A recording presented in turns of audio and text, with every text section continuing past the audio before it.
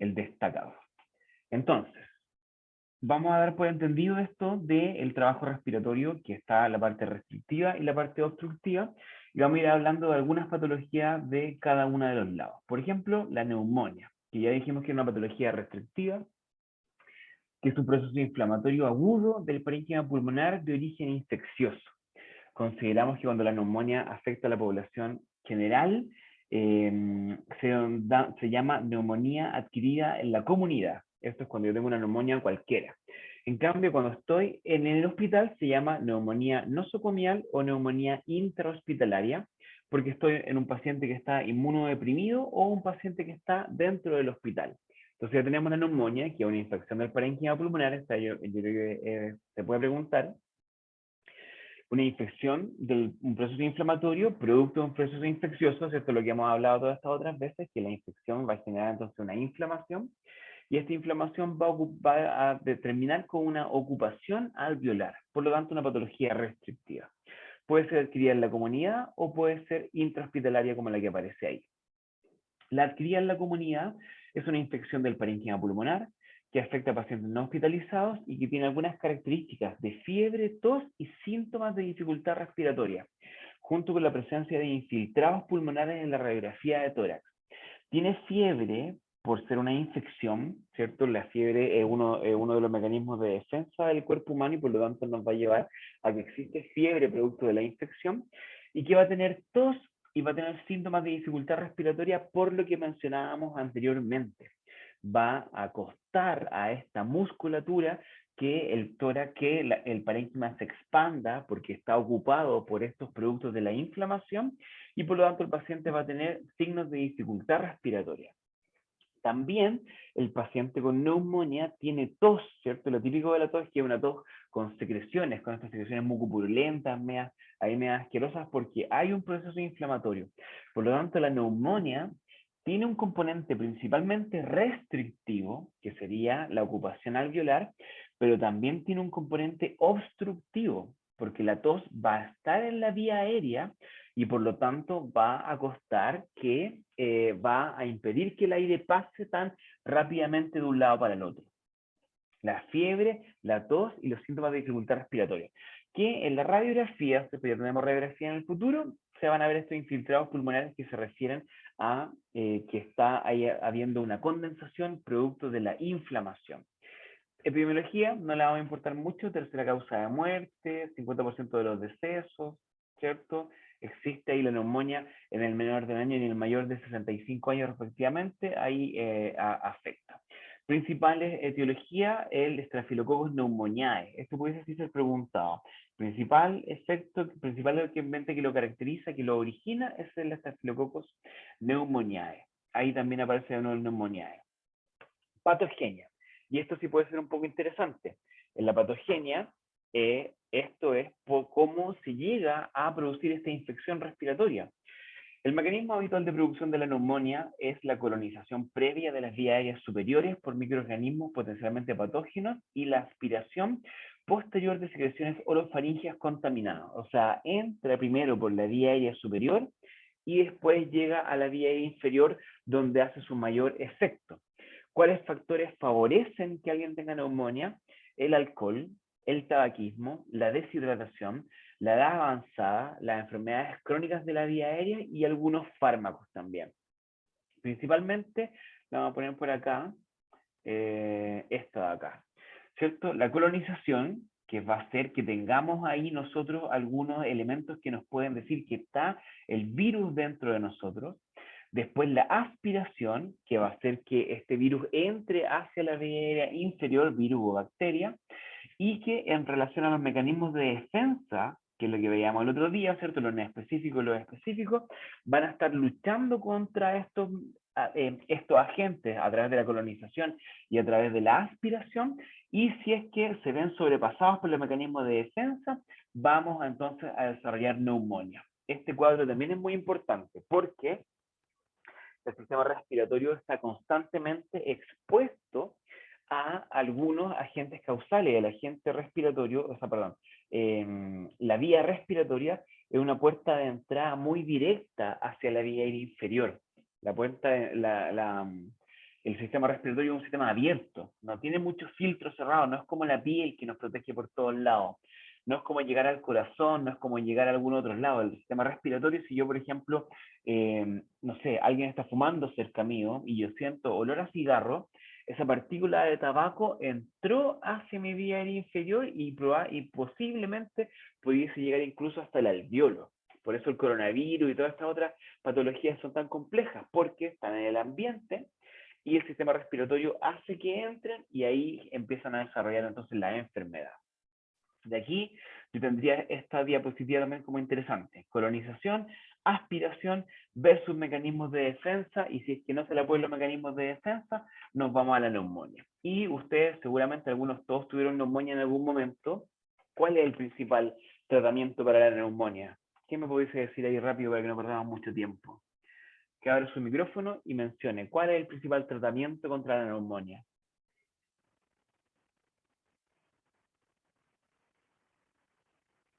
¿Los antibióticos? Los antibióticos, espectacular, ¿cierto? El principal mecanismo de tratamiento de esta neumonía son los antibióticos. Ahí también nosotros como kinesiólogos tenemos que ver más cosas en el futuro, pero les voy a decir lo mismo que les dije a ustedes mismos, o sea, a los mismos estudiantes de segundo del año pasado. Ahora probablemente ustedes me pudiesen preguntar, pero profesor, ¿qué hacemos nosotros como kinesiólogos con la neumonía? ¿Cuáles son nuestras herramientas para trabajar y todo con la neumonía? La verdad es que uno de los grandes reclamos que cuando llegan a quinto es que le hablamos muchas veces de neumonía y de época, porque le hacemos la clase y le pasamos todo junto. Entonces ahora lo vamos a ir haciendo un poco más por separado. Ahora solamente estamos hablando de qué es una patología restrictiva y de cómo se origina. Y después en el futuro conversaremos cuáles serán nuestras herramientas para tratar la neumonía. Pero ustedes ya podrán ir suponiendo que hay algunas técnicas que son para patologías restrictivas y algunas otras técnicas que son para patologías obstructivas. Entonces uno tiene de libro que la neumonía tiene un componente restrictivo, pero de ahí tengo que ir a evaluar qué tan restrictivo o qué tan obstructivo está mi paciente en su condición en particular, y ahí yo lo voy tratando de acuerdo a lo que tenga. Restrictivo, obstructivo. La imagen en la radiografía, el próximo año tenemos imagenología, ¿cierto? Pero aquí está la condensación, que significa que hay un espacio donde hay muerte celular y principalmente hay agua. Ya este componente blanco es porque hay agua o hay pus dentro, porque hay una infección en el parénquima pulmonar en la vía aérea inferior. Distintos tipos de neumonía. No les vamos a preguntar sobre la neumonía, no les vamos a preguntar sobre el típico o atípico. Y el diagnóstico principalmente es la radiografía de tórax, es la que más nos ayuda al diagnóstico, más la sintomatología, síntomas respiratorios como tos y expectoración, más la presencia de fiebre o dolor torácico, ¿cierto? Aumenta entonces la capacidad de diagnosticar la neumonía. Pero ¿cómo se diagnostica la neumonía? A través de la fiebre, ¿cierto? Lo voy anotando acá, porque después no se me va a olvidar. ¿Qué cosa preguntáis, no? Diagnóstico, colonización y aspiración versus mecanismos de defensa, más definición de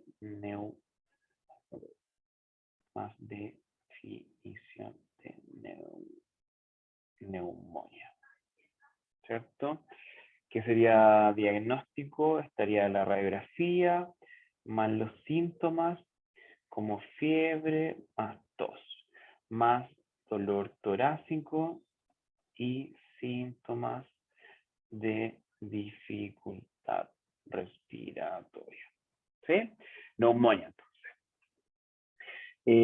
Algunas otras formas de diagnóstico, ¿cierto? Que ya son un poco más particulares que aparecen mencionados también, no les vamos a preguntar por esto, pero el kinesiólogo, fíjense, el kinesiólogo en realidad tiene mucho que ver con el diagnóstico porque hace este aspirado traqueal. Nosotros somos los profesionales que podemos llegar hasta la vía aérea inferior con una sonda, tomar un cultivo y agarrar justamente el agente que lo está causando. ¿De qué nos sirve saber el agente causal? Por ejemplo, porque aquí aparecían algunos agentes causales, ¿cierto? Staphylococcus pneumoniae, la hemofiloinfluenza, la enterobacteria y toda esta cosa. Aquí también hay hartas causas que pueden ser diferentes y es muy importante saber cuál es cuál. ¿Alguien me podría decir por qué es tan importante saber cuál es el agente causal?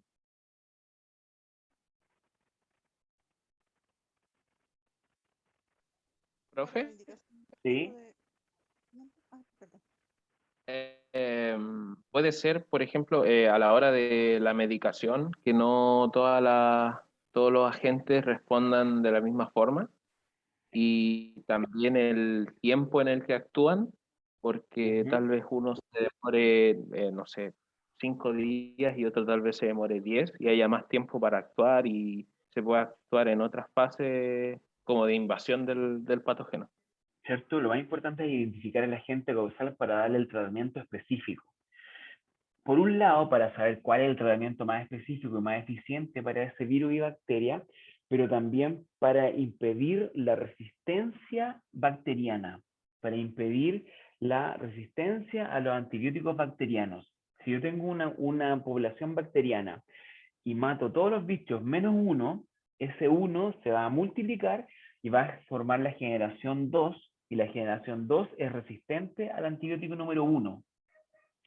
Si yo mato, por lo tanto, a la generación 2 le voy a tener que poner un antibiótico más potente. El antibiótico más potente va a hacer lo mismo, se va a salvar una, esa una va a generar la generación 3, y la generación 3 va a ser resistente al antibiótico número 1 y número 2, y va a ser más complejo todavía después, y por lo tanto, ¿para qué por qué es necesario conocer el agente causal? Para que el antibiótico sea específico y prevenir la resistencia bacteriana. Dígame, Celia. Profesor, pero en el caso de que sea un virus, ahí también no nos va a servir los antibióticos. No nos va a servir los No, antibióticos. Excelente aporte, Celia, muy bien. Por lo general son bacterias las que generan la etiología de la neumonía, y después cuando empiezan con un virus, después siempre o por lo general se coloniza igual por una bacteria. Pero tienes toda la razón. Ya un antibiótico no le va a hacer nada a un virus. Hay algunos antivirales, ¿cierto? Por ejemplo, yo también puedo tener una neumonía por influenza, que aparecía por ahí delante, alguien lo mencionó en el chat. También puedo tener una neumonía por influenza, y la influenza es un virus.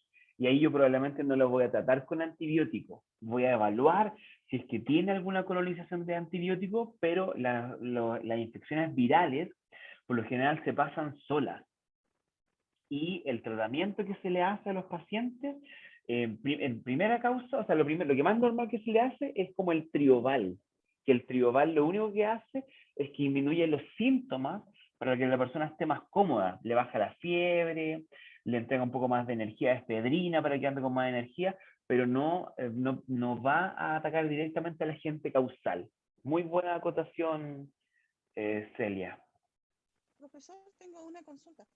En Dígame. el caso de las alergias respiratorias, ¿puede desencadenar en una neumonía o no? ¿En el caso de qué, perdón? De una alergia respiratoria de otros agentes que... Podría ser, ¿cierto? Porque en el fondo al tener una alergia respiratoria lo que tú vas a tener va a ser como romadizo, y puedes tener una broncoconstricción, y eso, por ahí alguien mencionaba los cilios, como la fibrosis quística, tú pudieses tener que esos pacientes van a tener una alteración en los mecanismos de defensa, porque ya está con alguna inflamación en el tracto respiratorio, los cilios van a funcionar de peor manera, y por lo tanto eso pudiese terminar con alguna infección secundaria. Pero no es directamente que el alérgeno produzca una infección, que el alérgeno produzca la infección, pero sí el alérgeno va a alterar los mecanismos de defensa, y por ese camino uno pudiese tener una infección posterior. Ah, ya, gracias, profesor. Súper buena acotación.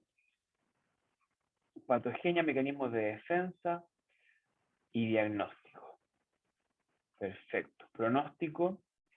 Y aquí, esto tampoco se lo vamos a preguntar ahora, va a ser más adelante, pero este es el CURF 65, que aparece acá, que es una forma de criterios pronósticos de la Sociedad Británica, una moto, criterios pronósticos de la Sociedad Británica del Tórax, este es el CURF 65, donde cada una de estas letras significa algo. Entonces, la C es de confusión, la U es de uremia, la F es de frecuencia respiratoria, la B larga es de blood pressure, de presión arterial sistólica o presión arterial diastólica. Si tiene una hipotensión, tiene un punto. Y el 65 es que es mayor a 65 años. Entonces, si tiene confusión, uremia mayor a 7 milimoles, si tiene frecuencia respiratoria mayor de 30, si tiene hipotensión y si tiene CURP 65, y si tiene más de 65 años, la persona tiene 1, 2, 3, 4, 5 factores. Tiene una probabilidad de morir de un 57%. Y de acuerdo a los mismos puntos del CURP 65, si tiene 0,1, el manejo será ambulatorio. Si tiene un CURP 65 de 2, pueda estar en una sala ERA de forma ambulatoria igual.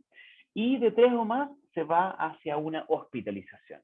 Y ahí entre medio vienen también algunas otras cosas. Si estaba bien, pero se va mal, y se va mal, y sigue mal, se nos va igual hacia la hospitalización. ¿Sí? Pero el CURP 65, podemos preguntar solamente eso. El CURP 65 es una forma de evaluar el pronóstico de la enfermedad. CURP 65.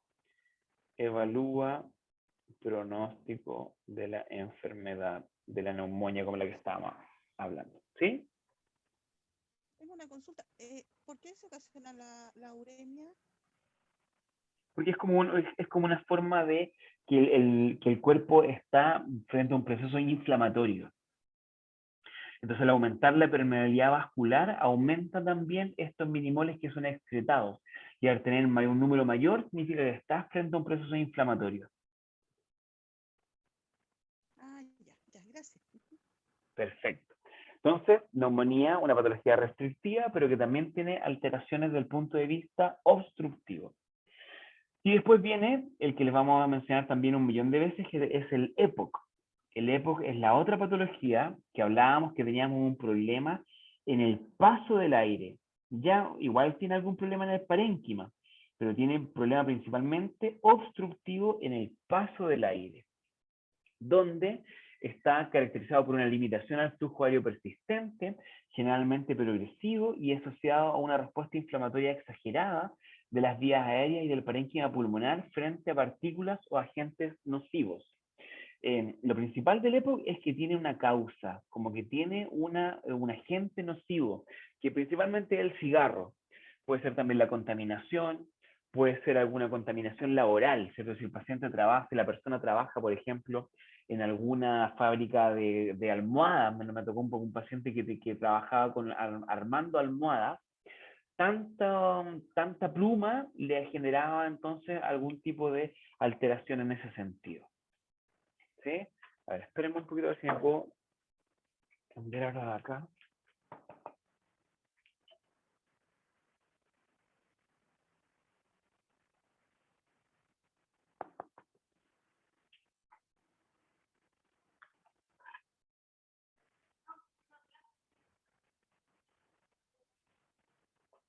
Espérenme. Estoy con el micrófono abierto y estoy grabando, ya nada así.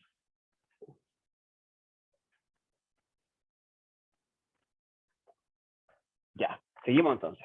Estábamos conversando al respecto del EPOC, que era, ahí está, que era quien tenía una causa, ¿cierto? Un agente nocivo, que pudiese ser el humo, la contaminación, algún agente laboral, como habíamos mencionado, los mineros también, típicos que aparecen con algún tipo de alteración, y que genera una limitación al flujo aéreo persistente, que es generalmente progresivo.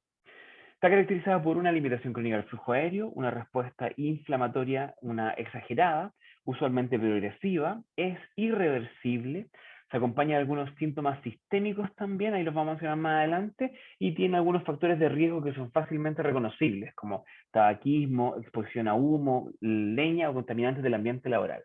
Celia, díganos su pregunta. Otra consulta, es que los químicos también podrían causar eventualmente Claro, una respuesta así. claro que sí, los químicos también. químicos. Los químicos también, y también algunas cosas como las alergias, como las que mencionabas, también si es una alergia persistente, también puede terminar en el EPOC. ¿Sí? Algunas cosas de la epidemiología del EPOC, ahí se las dejo para que la lean, les las podía hacer preguntar también como materia pasada, puede que les pregunte esto, de la epidemiología. Algunos factores de riesgo, que es lo que hablábamos, ¿cierto? Sustancias químicas ocupacionales, también aparece ahí. ¿A eso te referías, Celia? Sí, sí, a esa, cuando trabajan en fábricas con químicos muy fuertes, muy nocivos. Exacto, ¿cierto? Humo del tabaco, contaminación ambiental externa y algunas condiciones genéticas también, como este déficit de alfa-1 antitripsina, también puede ser un factor predisponente de EPOC, aunque por lo general la gran mayoría de los pacientes de EPOC es por alguna de las otras causas. ¿Ya? Yo creo que el paciente que da más pena del EPOC, porque varios que tienen el hábito tabáquico, puede que les dé, y fue ahí entre todos por su culpa, son los fumadores pasivos. ¿Ya? Tuvimos varias abuelitas que nunca fumaron, nunca tomaron un cigarro con la boca, pero su marido fumaba dentro de la casa y ahí estaban las abuelitas con el EPOC. Lo mismo los niños también, claramente. Fumar al lado de un niño es muy peligroso y muy contaminante para el niño, aunque estén a menos de 1 metro, aunque estén a más de 1 metro, aunque estén cerca del aire libre. Igual el humo del tabaco, si tú sientes humo del tabaco, tienes que estar ahí bien seguro que te está afectando tu parénquima pulmonar. Por lo tanto, ahí ya a lo mejor antes uno defendía al fumador pasivo, pero hoy día espero que la mayoría de ustedes sean no fumadores y que se defiendan de aquí en adelante. Si alguien le está fumando cerca, ustedes tienen el derecho de decirle que no quieren que le haga daño a su parénquima porque lo pudiesen ahí a la larga terminar ahí con esta enfermedad pulmonar obstructiva crónica. Fisiopatología empieza entonces con la inflamación, aparece por este lado la inflamación. Por un lado deberían estar ahí los radicales libres y el componente del humo como el agente causal, pero empieza por acá. Radicales libres, componente del humo, inflamación, inflamación de la vía aérea, inflamación también del parénquima pulmonar y después que termina con una resistencia de la vía aérea, lo que mencionábamos delante como característica de la enfermedad pulmonar obstructiva, o sea, característica de las patologías obstructivas, en las cuales la resistencia al paso del aire es la que está avanzada. Y fíjense en esto. Aquí están los dos puntos más importantes del EPOC, que si esto sí o sí se los vamos a preguntar en la prueba que viene pronto, no en la prueba del viernes, pero en las pruebas consiguientes, y seguro que se los vamos a preguntar también en algún otro momento en el futuro. El EPOC tiene dos características fisiopatológicas que lo definen. Una es de la vía aérea periférica o de la vía aérea media, y otra es del parénquima pulmonar. La de la vía aérea periférica es el engrosamiento muscular más el infiltrado inflamatorio. Es la bronquitis crónica. Es la inflamación persistente y permanente de la mucosa traqueal. Lo cual dijimos delante, que a la mucosa, al estar inflamada, aumenta su grosor, y al aumentar el grosor va a disminuir el lumen del diámetro de la vía aérea y por lo tanto va a tener aumentada la resistencia al paso del aire. Uno de los componentes es la bronquitis crónica. Bronquitis crónica de la vía aérea periférica o de la vía aérea media. Bronquitis crónica, uno de los componentes. Y el otro componente, que es del parénquima pulmonar, es la destrucción del septum, que ahí lo vamos a mencionar un poquito más adelante. Adelante inmediatamente ahora mismo. La destrucción de este septum se le llama enfisema y el otro se le llama bronquitis crónica. Entonces, va a partir por la bronquitis crónica que ya menos la conversamos. La bronquitis crónica entonces va a ser esta característica de inflamación que va a tener una producción excesiva de moco bronquial que se manifiesta por tos productiva durante 3 o más meses en 2 años consecutivos en ausencia de otra enfermedad que pueda explicar la tos, como algún otro tipo de obstrucción. En la gran mayoría de los casos la bronquitis es causada por el tabaco. Existe una hipertrofia e hiperplasia de las glándulas mucosas y el resto de la mucosa bronquial también se observan elementos inflamatorios leves. O sea, una de las características fisiopatológicas del EPOC va a ser la bronquitis crónica, que es esta condición de permanente inflamación de la mucosa traqueal que va, por un lado, a engrosar la pared de la misma mucosa, disminuyendo el lumen, y también va a tener una producción excesiva de este moco bronquial, que también va a disminuir el lumen y va a tener ahí su principal característica de patología obstructiva. Patología obstructiva. Y por el otro lado viene el enfisema. Y este enfisema a lo mejor tal vez un poco más complejo de entender y tiene ahí cierta importancia. Entonces tengan ahí atención, que a lo último les pido ahí la última concentración. Enfisema, alteración anatómica caracterizada por la sobredistensión de los espacios aéreos distales al bronquio terminal, acompañado de adelgazamiento y destrucción de la pared alveolar. Es posible que la patogénesis del enfisema sea la lisis de elastina y otras proteínas, principalmente por la acción de neutrófilos, macrófagos y otras células derivadas de la inflamación nuevamente. Producto de la inflamación. Entonces tenemos el enfisema es una destrucción de los tabiques interalveolares. Los tabiques interalveolares son las estructuras que le dan el sostén a los alvéolos y que le dan su característica de elasticidad. Atentos acá, atentos y atentas. El enfisema disminuye la elasticidad. Por lo tanto, si disminuye la elasticidad, aumenta la distensibilidad. Disminuye la elasticidad, aumenta la distensibilidad. El pulmón del paciente con EPOC va a ser un pulmón que se distiende fácilmente, que el aire le entra relativamente fácil, con relativa facilidad, sin mucho gasto energético. El pulmón del EPOC se distiende y recibe el aire, pero cuesta que el aire salga. El problema es para el aire que salga. Ese es mi problema del paciente con EPOC. Ese es el problema del paciente con EPOC. Cuesta que el aire salga, pero no cuesta mucho que el aire entre.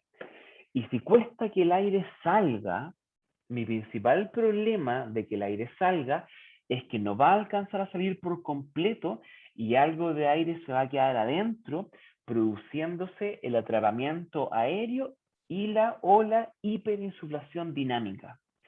Son los principales componentes del enfisema. El enfisema destruye el tabique interalveolar, por lo tanto disminuye la capacidad elástica del parénquima, aumentando su distensibilidad, pero disminuyendo la elasticidad, lo que hace que el aire del paciente con EPOC cueste que salga.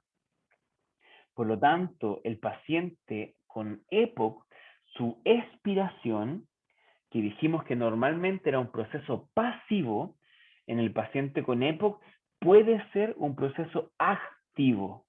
Necesito gastar energía para hacer que el aire salga, lo cual va a tener a mi paciente con EPOC en una continua alteración de su musculatura, tanto respiratoria como sistémica. El paciente con EPOC va a estar más cansado, se va a cansar antes.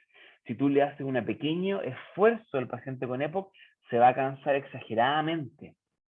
El paciente con EPOC está constantemente gastando energía para la expiración. Por lo tanto, un paciente que tiene EPOC y que, por ejemplo, se gana una infección respiratoria, es muy probable que termine hospitalizado, porque no tiene mucha energía de reserva a la cual echar mano. El paciente se lo va a pasar muy mal con esta patología de EPOC si tiene una infección viral. El principal paciente que ingresa al hospital con EPOC es porque tuvo una infección viral que lo descompensó. Es muy raro que un paciente con EPOC se descompense porque sí nomás, o que siga avanzando progresivamente y de repente se vaya a la hospitalización porque el EPOC le avanzó. Por lo general, ingresan por una descompensación, que principalmente se da porque el paciente ya está gastando más energía de lo que debería gastar. Entre una causa será el enfisema, que disminuye la elasticidad, y la otra causa también la bronquitis crónica, que cuesta que el aire entre en cada respiración porque tenemos un diámetro disminuido. Son las principales consideraciones que nos generan esta hiperinsuflación dinámica. Celia, cuéntenos. Tengo una duda, profesor, pero no sé si la dijo y no alcancé a escuchar. ¿El Dele. enfisema, qué nos podría llevar a un enfisema? ¿Cuáles serían Los agentes tóxicos, el humo del cigarro, lo contaminante, toda la causa que hablamos del EPOC, directamente esos tóxicos van a ir a estimular la mucosa traqueal, produciendo la inflamación de la mucosa traqueal, y esos mismos tóxicos van a ir a destruir los tabiques interalveolares. Ah, son esos mismos que destruyen los tabiques. Ya. Son los Gracias. mismos, son los mismos agentes que hacen que la mucosa esté inflamada, son los que hacen que se destruyan los tabiques interalveolares. Diego, cuéntanos, Diego. Profe, es que me quedó una duda, porque Dígame. se supone que en el enfisema se destruyen los tabiques alveolares, Interalveolares, ¿sí? y eso podría destruir los mismos alveolos, ¿verdad? No tanto, no es un Ah, problema directamente de intercambio gaseoso. El alveolo existe, el alveolo está funcional, pero no está tenso como estaba antes, o como estaba en la ah, normalidad. ya, profe. Muchas gracias. Perfecto. Profe, Dígame. entonces se podría producir como una diferencia de presiones, porque como dijo usted, hay muchos alvéolos y aquí como que se están uniendo los alvéolos. Entonces, como que no se De no, podrían distender totalmente. se distienden fácil, Ay, pero no vuelven a su posición normal. Ese es el principal problema. ya, Algunos se destruyen igual por todo el proceso inflamatorio. Igual hay destrucción alveolar, pero no es en masa. ¿Ya? Su principal problema el principal problema del paciente con EPOC no es que no tenga alveolos porque se le rompieron. Su principal problema es que perdió elasticidad por la estructura de sostén de los alveolos. Y fíjense en la diapositiva que tengo puesta ahora. Entonces, la de abajo, fíjense, normal, pulmón normal, el de abajo, pulmón normal. El aire entra y sale, entra y sale, entra y sale. En cambio, en el EPOC, que es la línea roja que yo estoy marcando ahora, el aire entra, pero no alcanza a salir por completo, porque se me disminuyó la elasticidad. Entonces yo tomo aire y agarro otro poco de aire, y tomo aire y agarro otro poco de aire, y tomo aire y agarro otro poco de aire, y así me voy. Son mini ml en cada respiración, pero a lo largo de los años, tu sistema respiratorio es diferente al de un paciente normal. Es un paciente que tiene un volumen de aire atrapado, como aparece aquí adentro. Tiene atrapamiento aéreo, tiene hiperinsuflación dinámica, la cual me va a llevar a una desventaja mecánica y a la larga a una disfunción muscular, lo que todo hace que sea el paciente mucho más susceptible o lábil de empeorarse. Si yo, por ejemplo, no tengo EPOC y me resfrío, probablemente ni siquiera vaya al hospital. Me tome Trioval, porque es una infección viral en mi resfrío, me tomo un Trioval, me acueste temprano, si me dio fiebre me tomo un paracetamol y probablemente voy a salvar con eso. En 3 días, 4 días, mis mecanismos de defensa deberían hacer lo suyo y yo debería sobrevivir sin mayores problemas. En cambio, un paciente con EPOC, que tiene esta hiperinsuflación dinámica, siempre está gastando energía. Siempre está gastando energía porque tiene una desventaja mecánica y esa desventaja mecánica puede llevar a una disfunción muscular. Por lo tanto, este paciente lo va a pasar mucho más mal frente a una infección respiratoria. ¿Sí? Y va a ser causado principalmente por el atrapamiento aéreo o por la hiperinsuflación dinámica, que me va a alterar los volúmenes y capacidades normales de un sistema respiratorio. Yo les pregunto ahora, este dibujo, ¿ustedes lo vieron en algún otro ramo en primero o en el primer semestre? Sí, profe, lo vimos en fisiología. En fisiología, perfecto, ¿cierto? Entonces me altera principalmente lo que es el volumen residual. Eso es lo que más me va a alterar. ¿Qué más tenemos del EPOC? Aquí estaba, claro. Entonces un pulmón sin EPOC, como el que estamos viendo ahora, y ahora un pulmón con EPOC. Entonces me va a costar mucho meter aire, porque ya tengo aire atrapado. Entonces me va a costar que el aire ingrese. Voy a estar ahí en problemas porque el aire ya no me va a poder entrar porque ya tengo mucho aire adentro y eso me va a complicar la existencia. ¿Se entiende?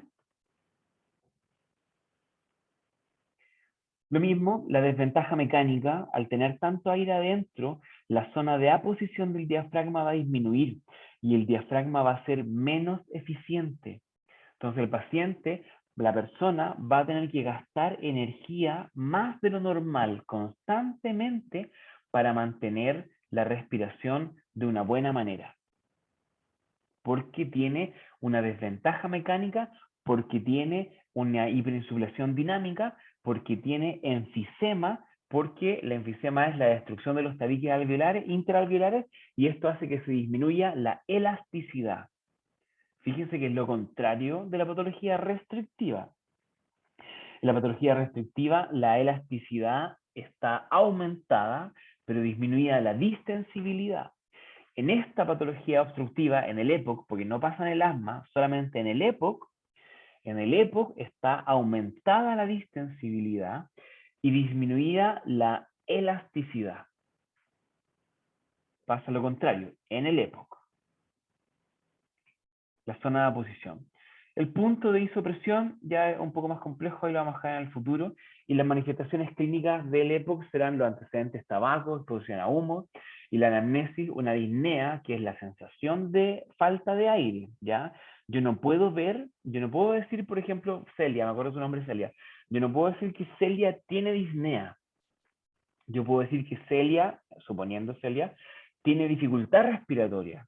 Tiene signos de dificultad respiratoria porque está respirando rápido, tiene taquipnea, tiene uso de musculatura accesoria y tiene un patrón respiratorio que no es normal.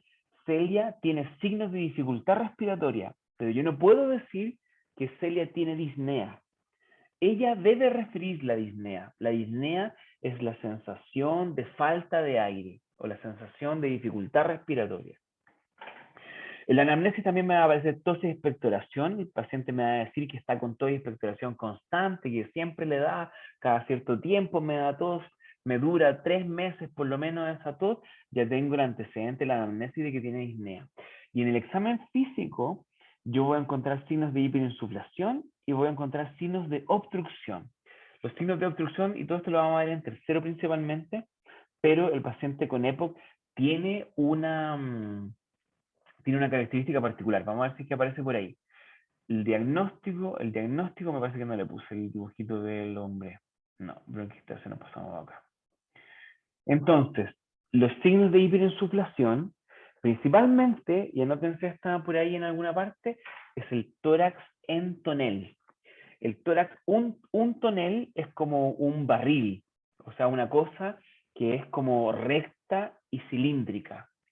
Esto es porque el paciente tiene hiperinsuflación dinámica. En la parte de abajo de la vía respiratoria, en la parte de abajo de los pulmones, se acumula el aire. Entonces un paciente normal, una persona normal que debería tener una forma como de rombo, ¿cierto? Los hombros anchos y la cintura más delgada, en el EPOC se comporta más como un cilindro, como un tórax en tonel, donde el diámetro es más o menos parecido de arriba hacia abajo. Arriba, lo normal, pero abajo está ensanchado porque tiene signos de hiperinsuflación, como sería el tórax en tonel. ¿Sí? Entonces, diagnóstico principalmente, no aparece acá, pero lo vamos a ver el próximo año, principalmente en la espirometría. Ya, lo que yo necesito para diagnosticar el EPOC es una espirometría, que la espirometría me mide los volúmenes y las capacidades. Ya, esto lo vamos a ver, no me acuerdo si lo vamos a ver un poco más avanzado este semestre o en el primer semestre de tercero, pero pronto se les va a aparecer la espirometría. Por mientras, quedémonos con eso, con el EPOC, con la bronquitis crónica, con el enfisema, con que una patología obstructiva, con que disminuye la elasticidad y con que mantiene el cuerpo de la persona siempre en una desventaja mecánica. Entonces, tratamiento lo vamos a ver más adelante. Bronquiectasias. Yo creo que antes de mandarle esta diapositiva, antes de mandarle la presentación, les voy a borrar las diapos de las que no les voy a preguntar. Por lo tanto, cuando revisen las diapos, tienen que estar ahí atentos, que es como materia para leerse, ¿cierto? Es como materia de apoyo. Aunque no lo discutamos tan directamente acá, no hay nada muy complicado, o sea, ustedes leyéndolo deberían poder tenerlo.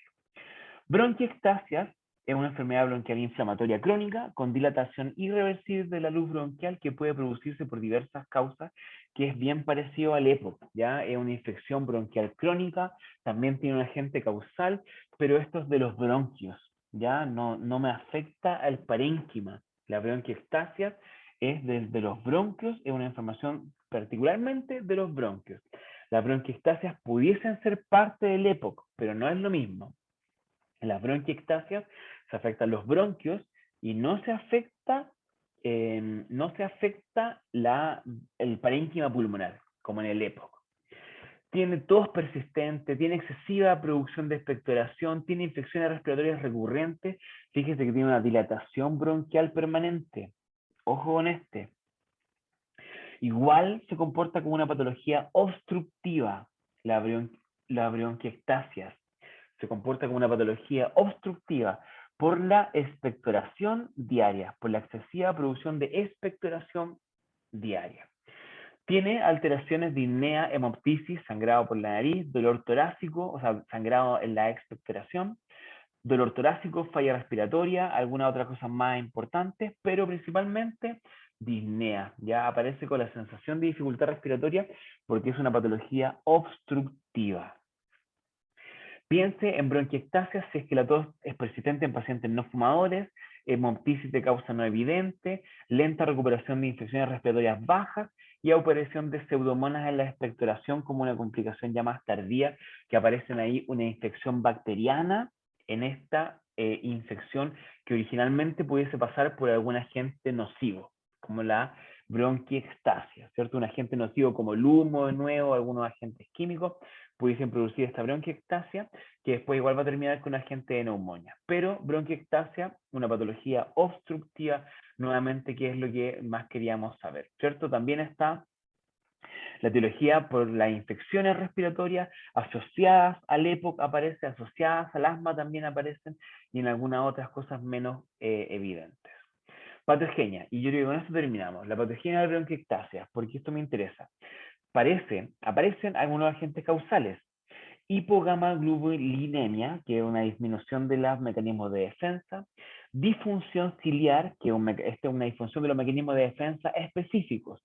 Disfunción ciliar, mecanismos de defensa inespecíficos. Y déficit de los mecanismos de defensa ya en general, de todos. O sea, tengo una alteración en los mecanismos de defensa que me va a llevar a una inflamación de la pared bronquial. Esta inflamación de la pared bronquial puede ser agudamente grave, intensa, prolongada o con un patógeno agresivo. Tengo diferentes formas de que se me origine la inflamación, pero que me va a terminar con una inflamación crónica de la pared bronquial. Esta inflamación crónica de la pared bronquial me va a llegar a la destrucción de la capa elástica, aumento de la producción del mucus, donde voy a tener unos bronquios que son anormalmente dilatados y que después nos va a llevar entonces a la colonización con una perpetuación del ciclo inflamación-infección y que va ahí aumentando la progresión de la enfermedad. Entonces tenemos que se alteran los mecanismos de defensa, tenemos la inflamación por algún agente causal, esta inflamación va a ser de carácter crónico y esta inflamación crónica va a llevar algunos cambios en la composición de la mucosa y esto me va a llevar a que yo tengo una bronquiectasia, que es una patología obstructiva crónica del sistema respiratorio. Y con esta pregunta que yo creo que se las voy a hacer, las voy a anotar también. ¿Quién me falta que responda? Y con esto ya terminamos. A ver. ¿Algún voluntario o voluntaria? Vamos a mira, faltaba un poquito. Juanco Agustín. Juanco Agustín. ¿Está por ahí, Juanco? Sí, profe. Juanco, súper bien, Juanco. Juanco, ¿cómo se define una patología crónica? Una patología crónica. ¿Sí? Al contrario de patología. A ver, ¿no lo podría definir? ¿Cuánto tiempo será? O Yesarela, también puede responder, porque es una pregunta media difícil, como que uno, como que cuando, o sea, ojalá que aquí para antes no se le olvide, pero Juanco o Isarela, ¿Cuánto? Podría decir que es como una patología, o sea, que tiene una larga duración que no se termina tan rápido, por así decirlo. Exacto, pero ponte, antes los kinesiólogos éramos así, Juanco. Antes los kinesiólogos decíamos, ¿cómo quedó el paciente? Quedó mejor. ¿Cómo está? Está más o menos. ¿Qué le hiciste? Mira unas cositas y se mejoró algo, ¿cierto? Pero ahora ustedes tienen que ser precisos, tienen que ser, la precisión nos ha permitido meternos en campos que antes no estábamos invitados ni por si acaso. Unos años atrás los kinesiólogos intensivistas no existían, no estaban ahí en la línea. Aprovecho ahí de mandarle un saludo al cielo ahora, ¿cierto? Ayer falleció un colega, Marcelo Sepúlveda. Él fue uno de los pioneros de la kinesiología intensiva. Hoy día los kinesiólogos no, es imposible que una UCI no tenga kinesiólogos, pero antes no estábamos en la UCI. El Marcelo inició la kinesiología 24/7, la inició en el Hospital del Salvador, pero antes de eso, el Marcelo falleció a los 53 años, bastante joven, por lo tanto, fíjense, o sea, esta es una patología, una profesión muy joven todavía, por lo tanto, hay mucho que ustedes pueden inventar, que a lo mejor yo ni estoy ni pensando, que puede que a alguno de ustedes se le ocurra y, cierto, le pegue el palo al gato y seamos ahí éxito total. Pero antes nosotros éramos muy ambiguos, ¿cierto? Queda mejor un cierto tiempo, una larga duración. Entonces, Juanco y Isarela, ¿cuánto es el tiempo que una patología debe estar presente para que se considere crónica? Isarela, ¿está ahí con nosotros, Isarela? Hola, ¿se me escucha? Sí, ahora sí. No sé, profe. Con exactitud no tengo idea. 3 meses. Una patología que está presente 3 meses ya es una patología crónica. ¿Qué les parece? Porque yo pensé que eran 2 años, dije yo alguna vez. 1 año tiene que ser. Pero ahora, o sea, bueno, siempre fue así, yo no sabía nomás. Una patología crónica es una patología de 3 meses. Perfecto. Ya, Terminamos profe. entonces. Y profe, Diga, una consulta. por supuesto. Entonces, la aguda tendría que ser como más o menos una semana, 2 semanas y se termina como la influencia y esas cosas, esos tipos de enfermedad. Hay Para que no, o sea, para que no sea para que crónica. sí, exacto, sí. Para que se No, considere como una enfermedad aguda. claro, agudo es como de origen agudo, como que partió hace poco, ¿ya? Partió de origen agudo, pero una patología, si no es crónica, es aguda. Entonces, una patología que dura menos de 2 meses, menos de 3 meses, igual puede ser considerada aguda. Ya, súper. Muchas gracias. ¿Sí? Celia. Profesor, ¿y la incidencia dentro de esos 3 meses? Por ejemplo, ya que no dure continuo los 3 meses, pero que sea más de 3 veces, en 3 meses, ¿también se consideraría como crónico o no necesariamente? Claro, ahí tiene sus bemoles y hay que analizar un poquito mejor, pero claro, si la patología no está presente continuamente durante 3 meses, no es una patología crónica. Ya, por ejemplo, no sé, me dio neumonía, ¿cierto? La neumonía me tomé el antibiótico 10 días y después se me pasó la tos, se me pasó la fiebre, y al segundo mes me dio de nuevo neumonía, ¿cierto? Listo, me tomé los antibióticos, se me pasó la fiebre, me recuperé de nuevo, y al tercer mes me dio de nuevo neumonía, me tomé el antibiótico, se me pasó la fiebre. Yo no tengo neumonía crónica, tengo un problema de inmunidad en mi cuerpo, no me puede dar neumonía tantas veces tan seguido, pero no tengo neumonía crónica. Ya, gracias, profesor, por la Ujú. gracias. Ya, perfecto. Bien, voy a seguir avanzando con las diapos, a ver qué es lo que qué es lo que seguía de esto de acá. Esto de la bronquiectasia, yo se las voy a dejar también porque aparece ahí bastante clarito. ¿Dónde está la bronquiectasia? La terapia de la bronquiectasia, eso lo vamos a orar. Y después, como era el tratamiento. No, ya hasta ahí llegamos. Perfecto. Alcanzamos bastante bien. Entonces, como les dije, yo les voy a borrar algunas diapos para que no se confundan. Pero las diapos que yo les mande son diapos preguntables. ¿Les parece? Ya, profe. Perfecto. Sí, Ya, profe. profe. Listo. Voy a dejar de grabar entonces. o alguna pregunta que quieran que quede grabada. ¿Tenemos alguna pregunta de esta excelente clase que acabo de hacer hoy día?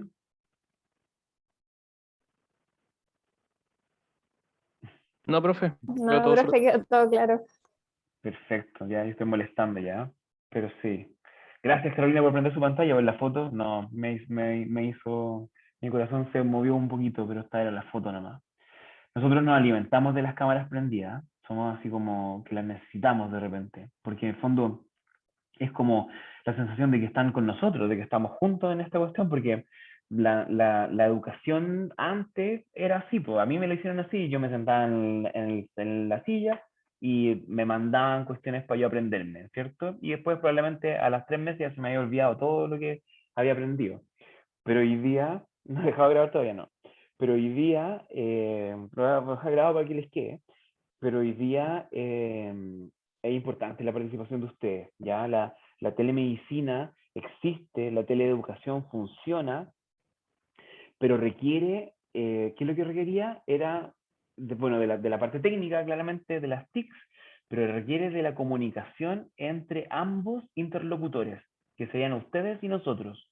O sea, los profesores, o yo el profesor ahora, y los estudiantes, requiere de la comunicación. Por ejemplo, si yo hablo y doy una clase, no es tan buena telemedicina, ¿ya? No, teleeducación. La teleeducación es parte de la telemedicina, ¿ya? La telemedicina tiene hartas cosas, y dentro de esas cosas está la teleeducación, obviamente en salud, que es lo que estamos haciendo ahora. Pero si no hay comunicación entre nosotros, no es una buena educación, no es una buena telemedicina. Perfecto. Así eso, para el futuro, cuando puedan, cuando puedan, participen, ¿ya? Prendan su cámara, ahí los vamos a ver. Y lo que le dije recién, yo creo que a Karin, es súper importante, aprovechen ahora a hablar, ahora háblenselo todo. Digan todo lo que quieran, conversen todo lo que quieran, cosa que en el futuro, cuando lo estemos mirando, cuando lo vayamos a evaluar por lo que van a hablar, no sea un mayor problema, ya no sea muy complejo, no les cueste, no les dé vergüenza y se concentren en decir lo que saben, que es lo importante, ya. Si a mí me da vergüenza, me voy a preocupar más de hablar bien, más que de pensar en lo que tengo que decir. Ya pues, un gusto entonces, nos veremos pronto. Celia, pregunta, a ver. La última consulta, profesor. Estas patologías principalmente son en adultos, ¿no es cierto? La bronquiectasia y el EPO, sí. Ya. Ujú. Pero, la bronquiectasia igual pueden aparecer en un paciente pediátrico. Ya es más del adulto, por las noxas a las que ha sido sometido. Pero un paciente pediátrico puede tener bronquiectasias también. Ah, ya, muchas gracias. Perfecto. Ya pues, atentos y atentas entonces. Éxito en la prueba del viernes. Nos vemos ahí pronto. Que les vaya bien. Gracias, Chao, profe.